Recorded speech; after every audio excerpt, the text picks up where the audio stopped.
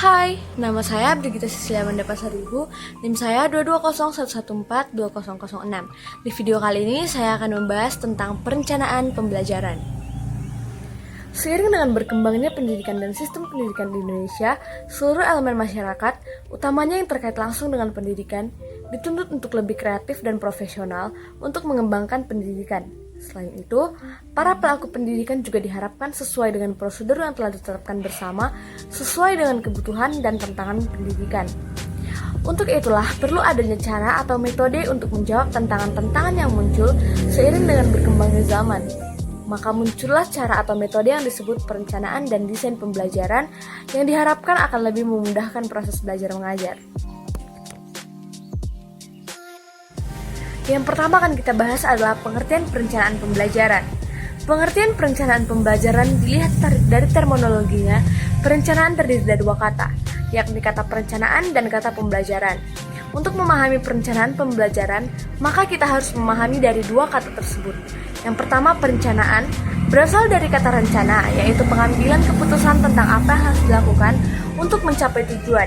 Dengan demikian, proses suatu perencanaan harus dimulai dari penetapan tujuan yang akan dicapai melalui analisis kebutuhan serta dokumen yang lengkap, kemudian menetapkan langkah-langkah yang harus dilakukan untuk mencapai tujuan tersebut.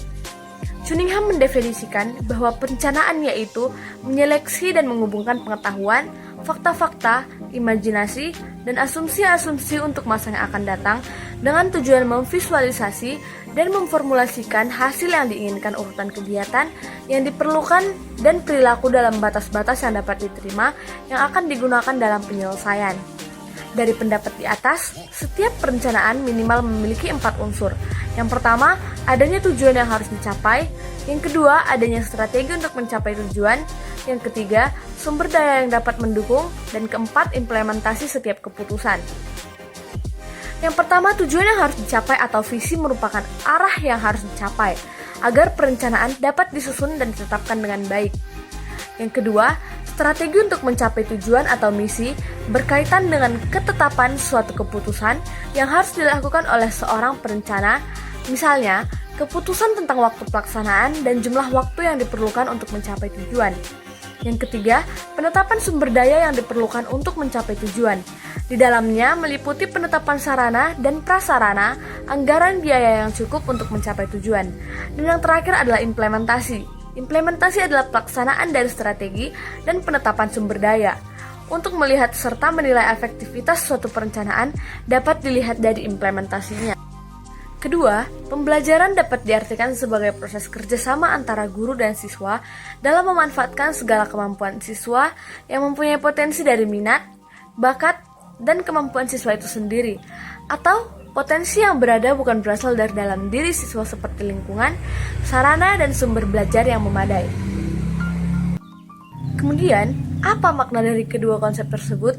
Dapat kita simpulkan bahwa perencanaan pembelajaran adalah proses pengambilan keputusan hasil berpikir rasional tentang sasaran dan tujuan pembelajaran tertentu, yakni perubahan perilaku serta rangkaian kegiatan yang harus dilaksanakan sebagai upaya pembelajaran.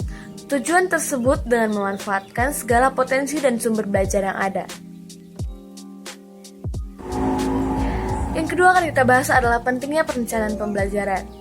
Apakah dalam pembelajaran masih diperlukan perencanaan? Jawabannya adalah wajib. Seorang guru wajib mempunyai rencana untuk bisa menggapai tujuan. Mengapa perencanaan diperlukan dalam pembelajaran? Hal ini yang disebabkan, yang pertama adalah sejarah telah membuktikan bahwa sejak zaman kuno, para ahli filsafat dan pendidikan sudah memiliki gagasan perencanaan pendidikan yang bersifat murni spekulatif. Yang kedua, suatu proses pembelajaran pasti mempunyai tujuan atau visi.